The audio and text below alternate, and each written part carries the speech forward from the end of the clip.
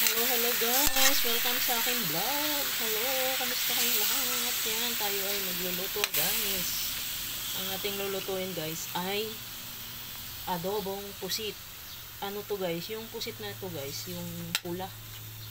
Yung mayroon kasing pusit na mamahalin, mayroong pusit na ano lang. Ito, ano to? Ayan, basta pusit. Yun na yun guys. Yan guys. Maglagay tayo ng pamintang buo. Yan. Maglagay tayo ng pampasarap.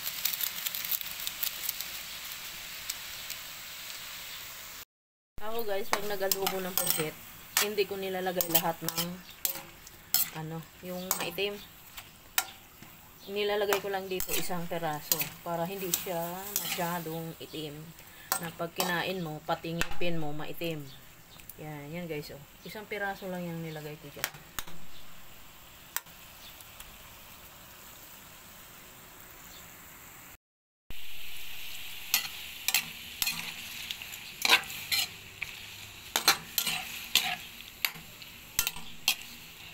Yung suka guys, maya ko na ilalagay para yung pusit hindi siya kukunat.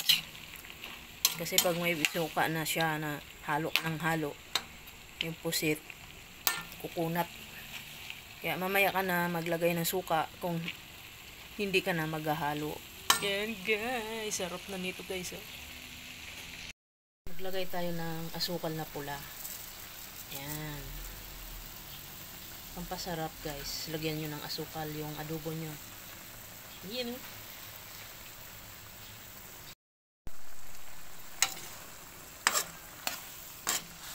Daming sabaw guys. Sa ano yan guys?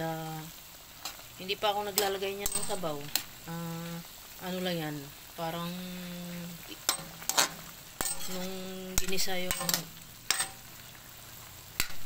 yung pusit. Nagtutubig kasi yung pusit pag hinuhugasan.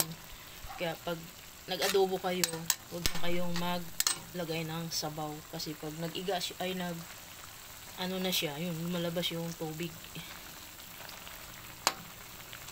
Ewan ko ba, ang pusit, pag nababad sa tubig, sinisip-sip niya yung tubig.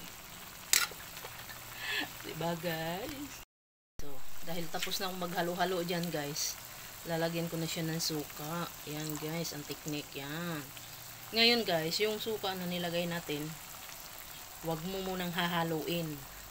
Hayaan mo muna siyang nakaganyan, nakatiwangwang ang suka. Wag kang maghahalo. Alam niyo ba kung bakit guys? Hindi mo hahaluin agad yung suka. Kasi pag hinalo mo yung suka agad, ang suka hilaw. Yan, kaya hayaan mo na lang siya dyan hanggang maluto yung suka. Huwag kang hahalo-halo. Yan guys. Ayan na guys. Ngayon guys, luto na yung suka na nilagay natin. Pwede na nating haluin guys. Yan, ganyan ang technique sa pagluluto.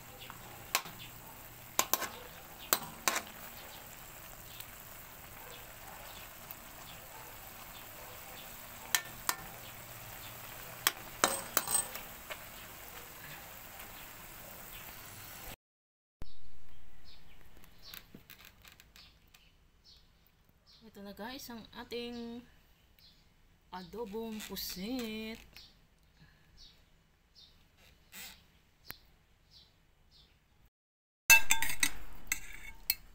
Ito na guys, kakain na tayo guys.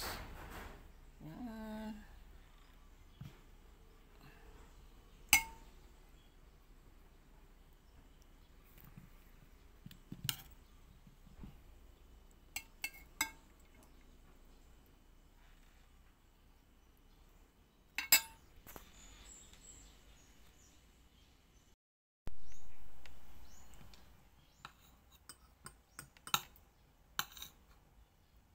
Unang subo guys sa inyo.